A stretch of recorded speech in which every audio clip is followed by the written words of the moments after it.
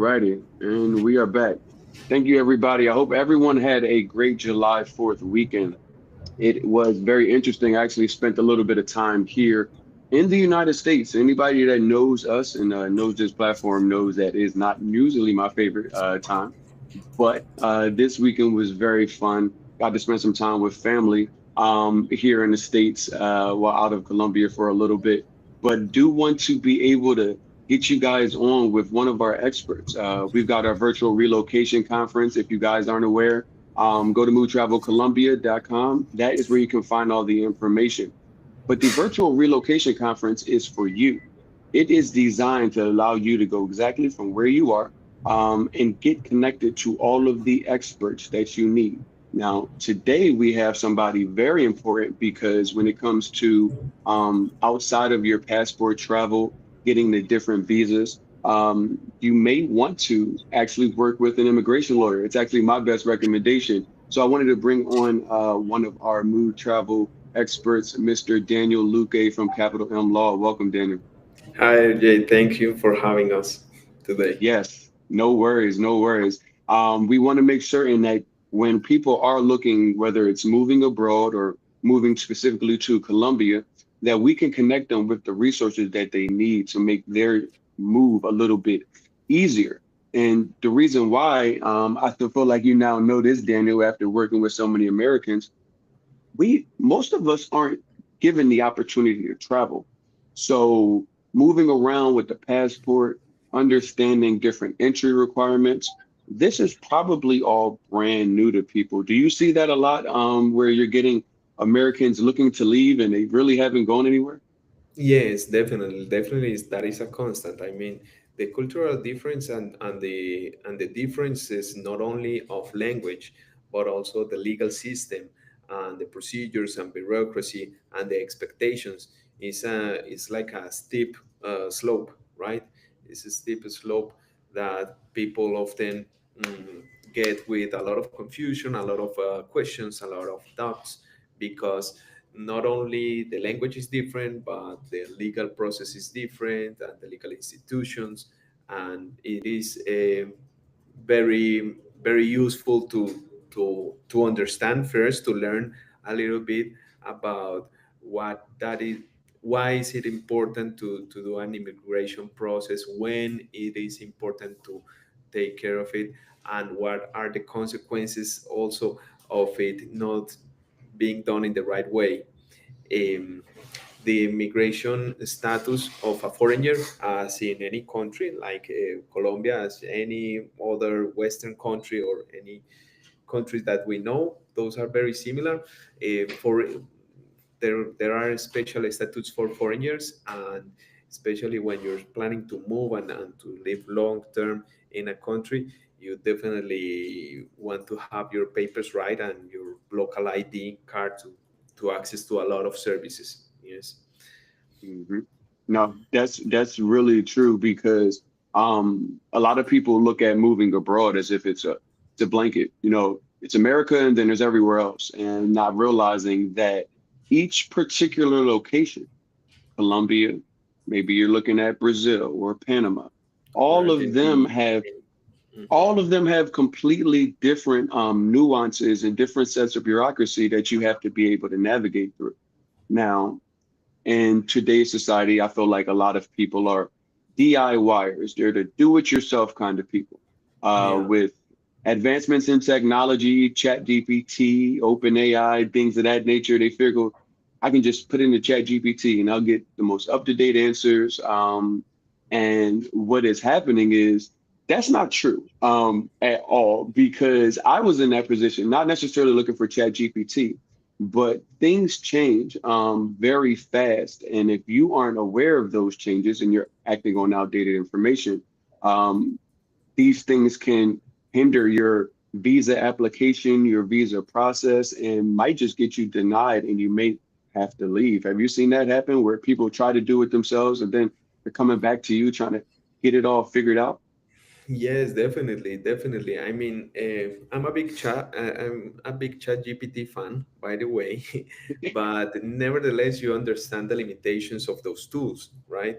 And the limitations of those tools and resources online, because you can also get video tutorials and so on, is would be the same as if I had an injury and I try to put on the treatment myself. I mean, I can sort it out as up to a certain point, but when you have someone who has done it several times in the past, you start seeing some stuff that are very hard to see, even for ChatGPT, uh, because it is out of the scope of understanding the process. So mainly, we see a lot of people that are doing it themselves and are not aware.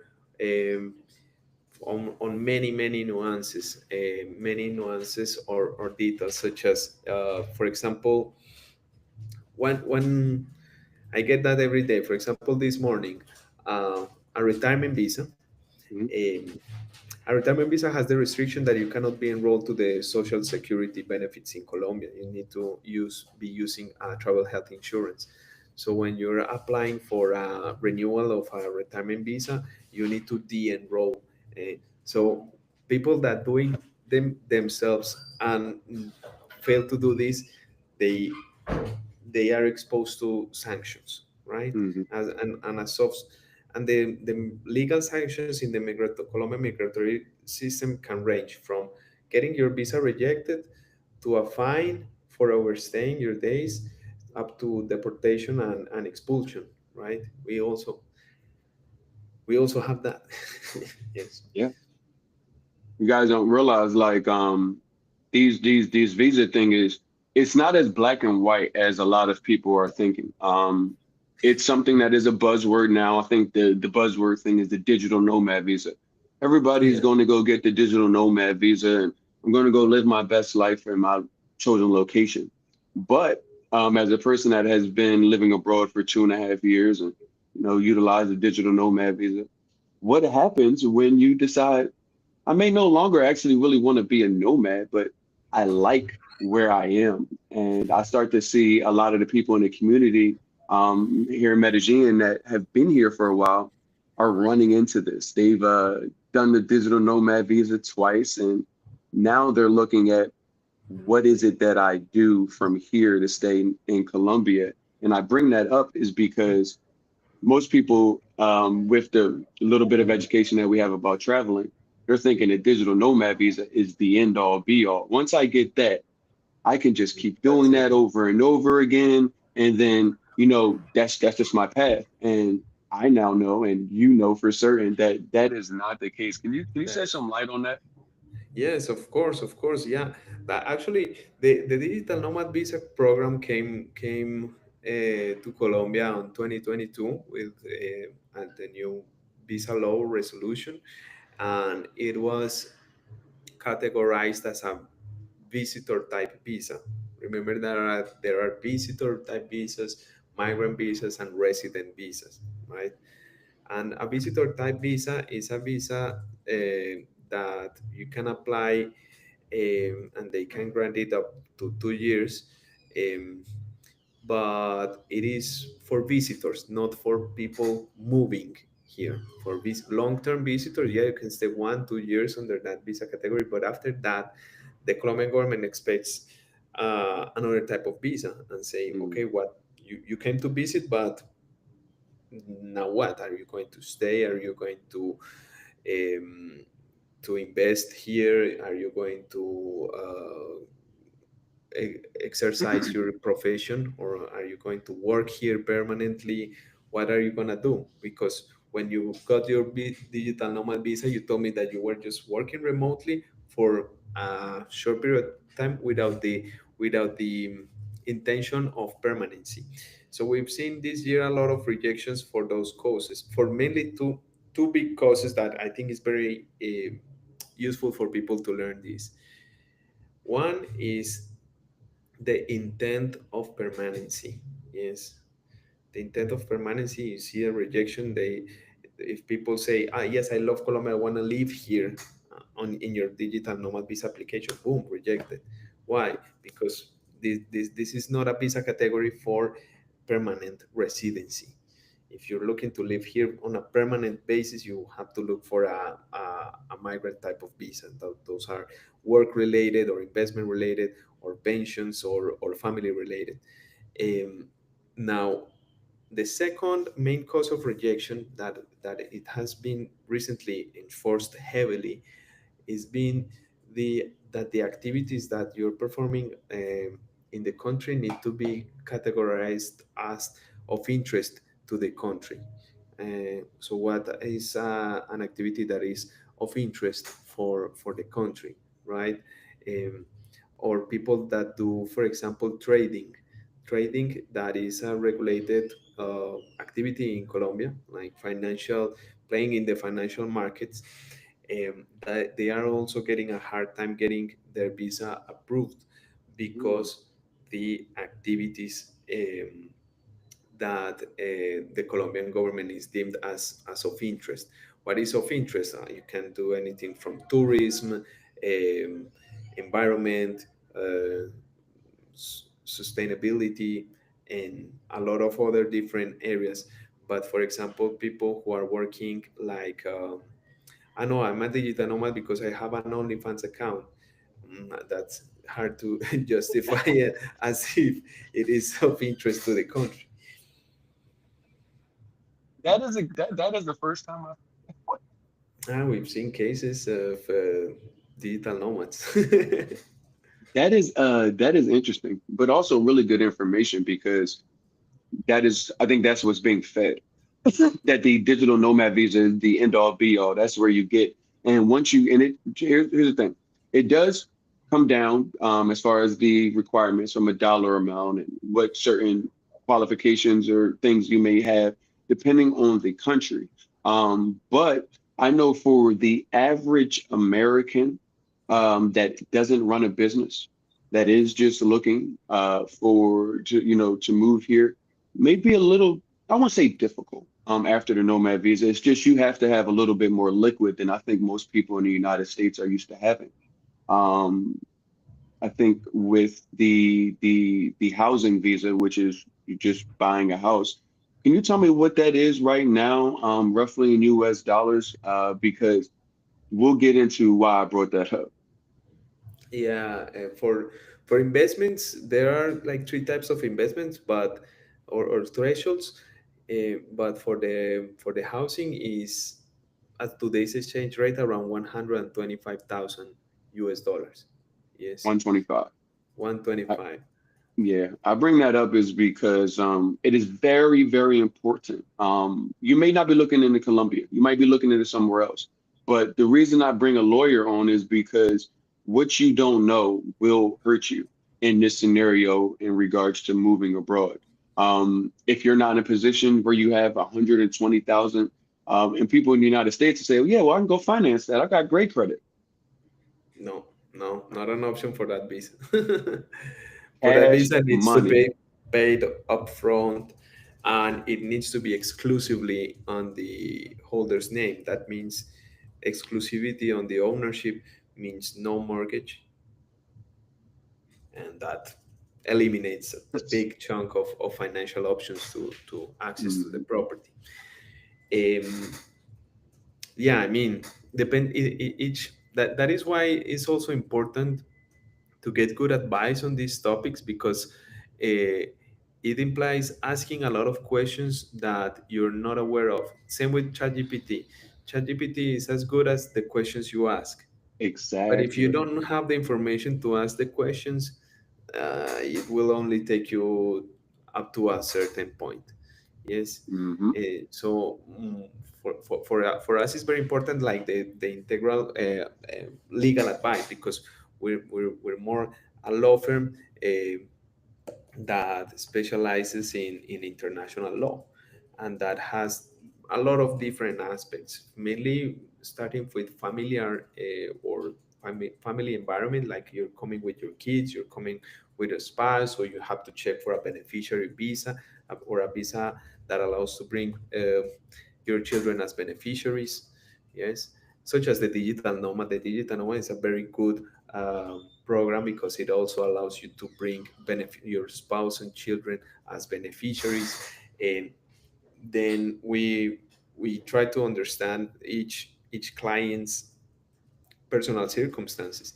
Ah, yes, and I want to move in Colombia, but I also have my girlfriend or my boyfriend lives in Argentina, so we're going to be visiting them every once in a while. So we detect or analyze what are their priorities and the risks. Yes, and we've had clients here purchasing properties, starting businesses, getting married, getting divorced, having children, having relatives pass away, and doing the succession. Because the thing is, um, almost most events of the life are regulated Yeah. by the law, and it has a lot of effects.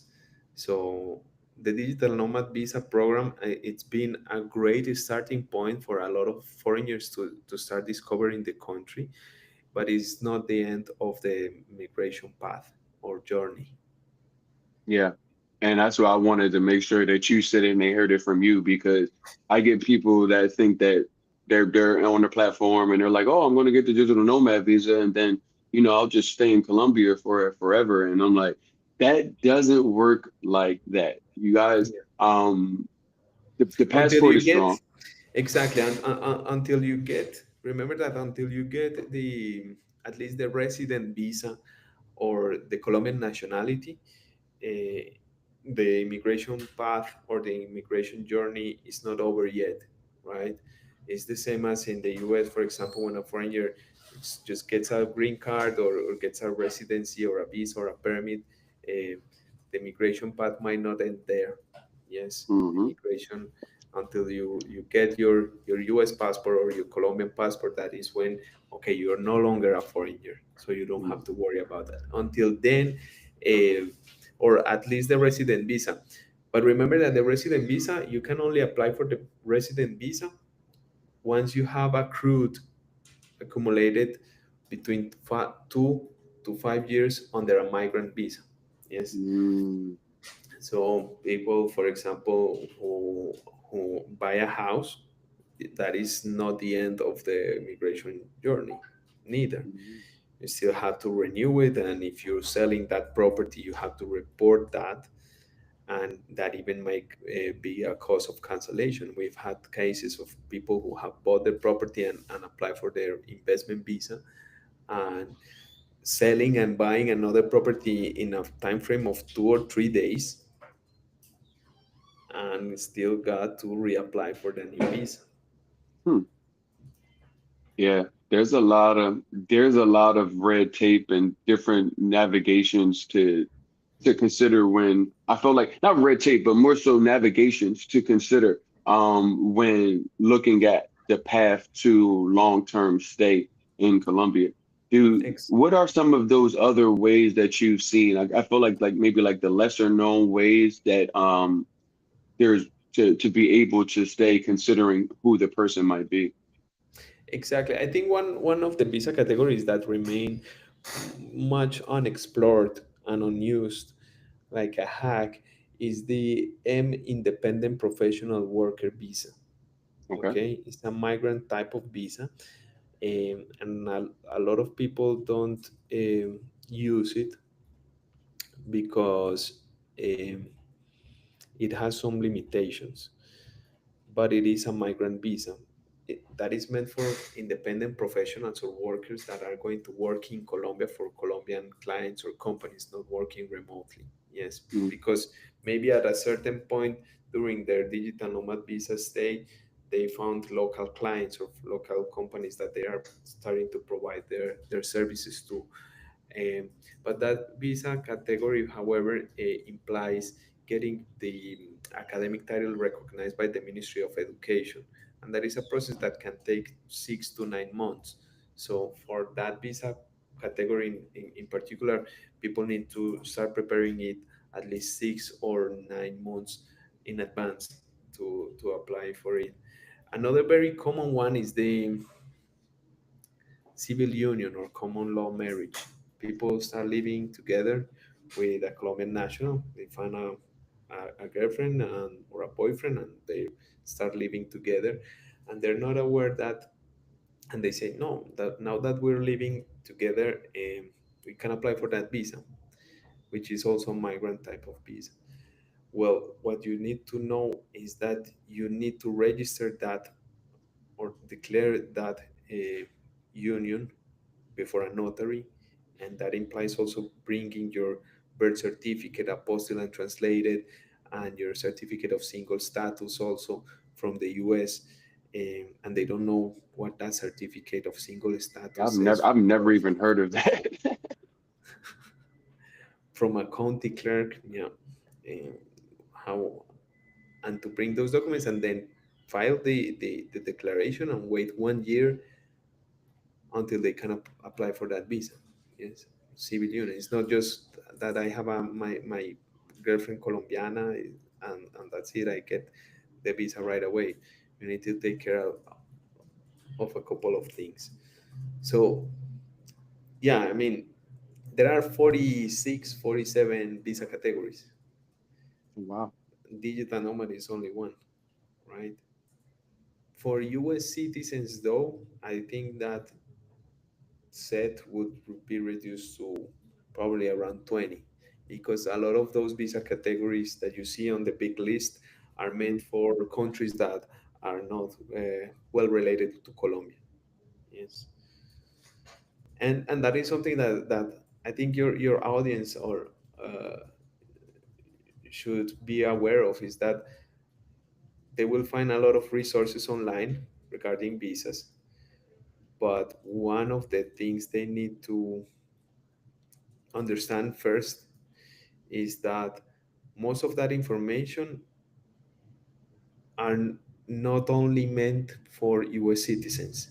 So those visa application rules, visa categories, and visa laws, they are general laws that applies also for people. We have had clients from uh, Turkmenistan, Egypt, Kenya, uh, other countries. Yes, Hmm. that are Hmm. I get what you're not saying. specific.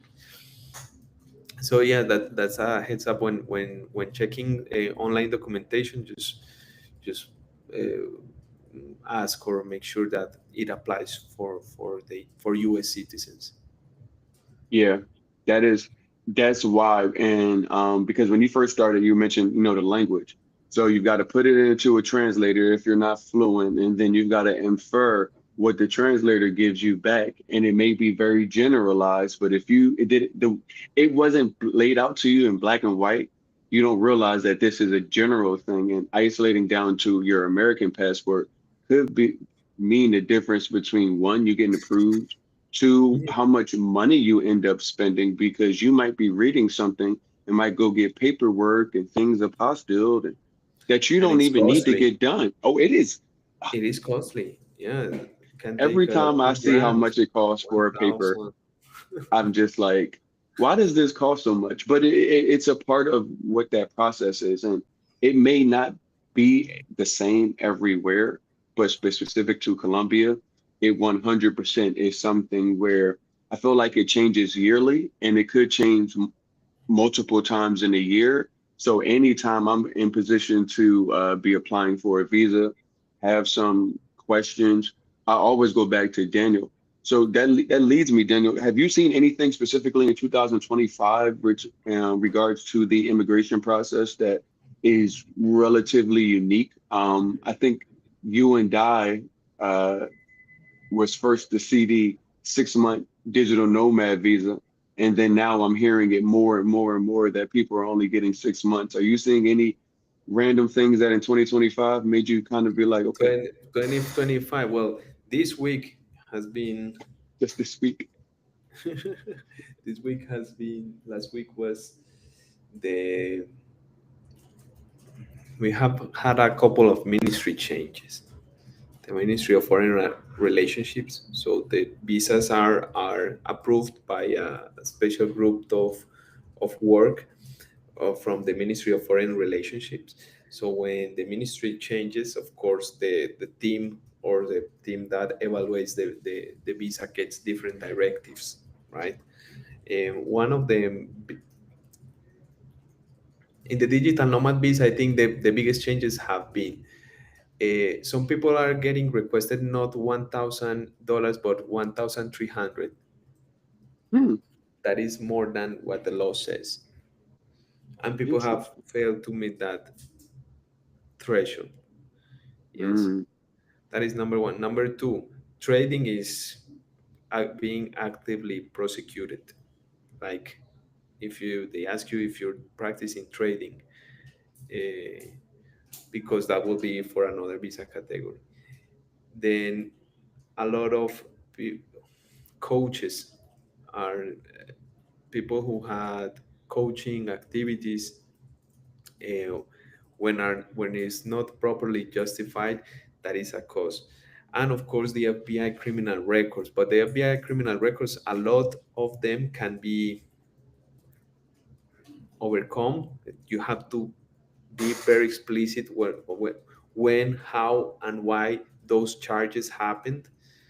Yes, like being very explicit. I was at 6 p.m. on January 25 driving a car, and I had taken a couple of beers, and I got stopped by the police, and this is why the record is there. And something that definitely is causing a lot of rejection is people who have provided fake IDs or different names I'm as in yourself, please. so That is that interesting. yeah. You said something that kind of perked my ears up because um, things are. I know it was around $1,000, but is that a part of that discretion kind of thing that I feel like Americans aren't used to? I feel like we're used to things being black and white. This is what this is, and that is what it is. This is what the price is. Where you're saying that the law for 2025, it should be around $1,050, but you are actually getting documents back that says you need to make $1,300. And Correct. oh, That is correct, because what the law currently says is 1,050, I think, or 1,060.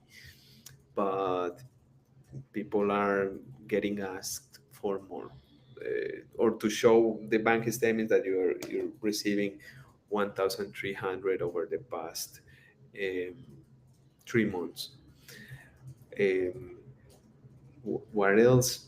No, I mean the visa process still remains fairly feasible in terms of mm, different than other countries. For example, for a Colombian to ask a visa in the US, it's not as straightforward. The appointments can last up to 2 years, and it's a process that takes a long time. Also, for Colombians asking a visa for other European countries such as Denmark or the UK, that can take longer depending on the visa category.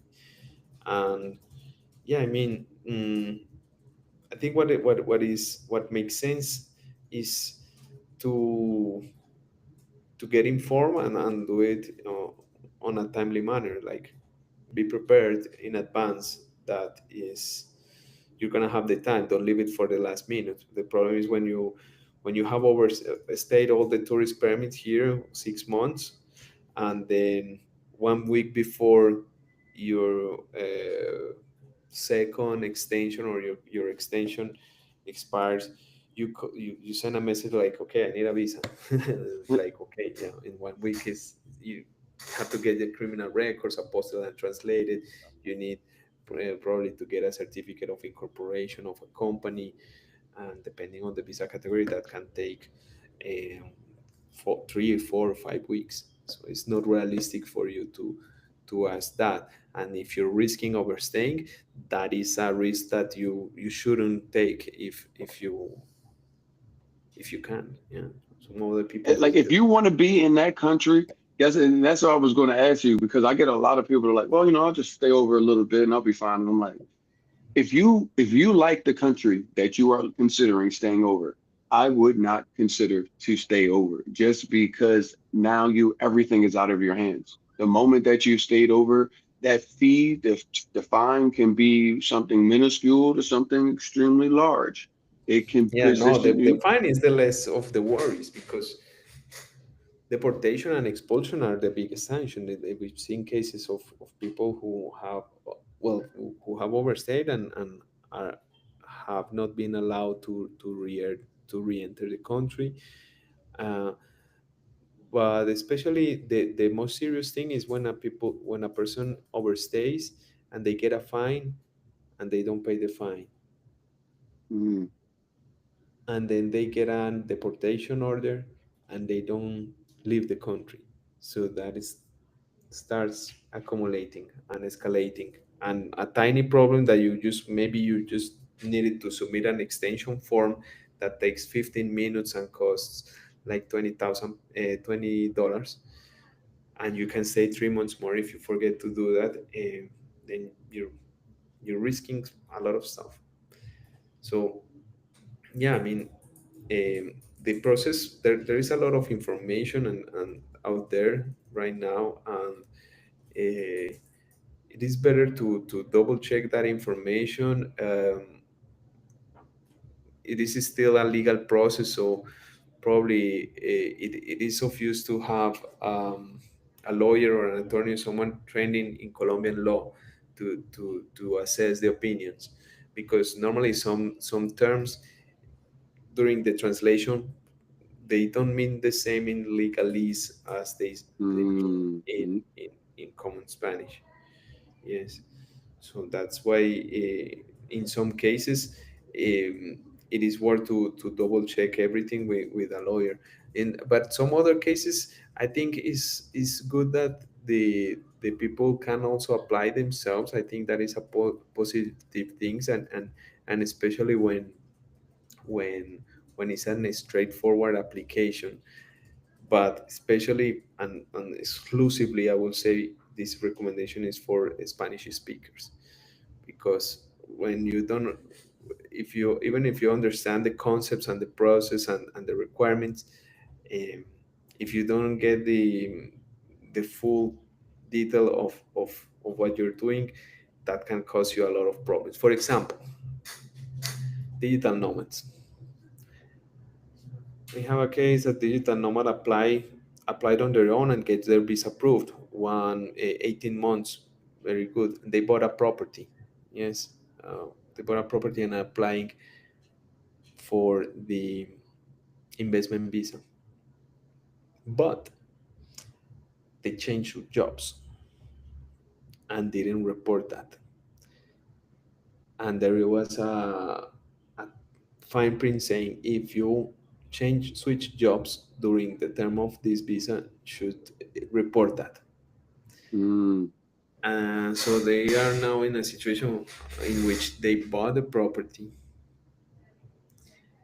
and their visa is still not being approved because they did a nomad visa themselves and they forgot about or were not aware or informed about that little rule.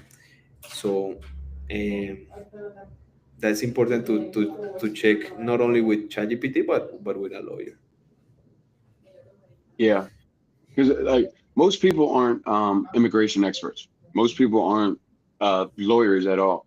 And I tell people the move abroad, um, it's tough enough.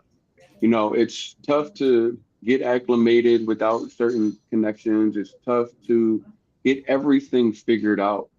So the opportunity to work with a lawyer, um, I think it takes a lot of the ease and puts it into the forefront because a lot of people have, how do I get rid of all of my stuff? What am I going to do for work? My family, my friends, everything on their mind. So to become a legal expert in Colombian law, Yeah, understanding the that, nuances and changing, it's just not my best recommendation. And you know, with everything that we bring on with the virtual relocation conference, it gives everybody the opportunity to stay where they are, log on to something similar to this and hear from experts, but not just immigration, because there are so many other details and nuances when it comes to moving to Colombia or abroad that you have to consider. Our relocation conference brings on Obviously, Daniel, he's an immigration lawyer. He handles everything that you guys need to know, even when it comes into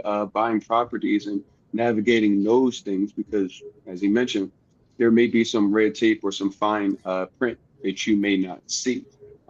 We also have real estate experts. They're both for people that are looking to rent apartments as well as buy properties. You'll be hand in hand working together with them as well as with Daniel to make certain that property that you're buying is set up the right way here in Colombia so you don't have to worry about these things. But maybe you're not even looking for buying property. Maybe you're looking to just bring your children and see what Colombia has to offer. So we brought on parents with children that will be able to tell you what that experience is like, as well as licensed therapists that offer coaching services for both expats as well as for expats and their children. I think that's important because Daniel, with dealing with so many Americans, Colombian culture is different. The speed of everything is different. I know you get newbies to Colombia and they're contacting you and saying, "It's not done yet. It's not done yet. It's not done yet." Yeah, yeah, that happens a lot. That happens a lot. Yeah, I mean, the cultural difference are very very important and very big. The work culture as well, the expectations and everything is so different. Um, but it's also, as you've said, it's an opportunity to learn. That's what part of moving abroad enriches you and makes you grow because you start to think differently and see different things from a different point of view. There are a very good things from America, from the United States, cultural values and work ethics and practices, but there are others that are not so good, and there are others that are better in Colombia.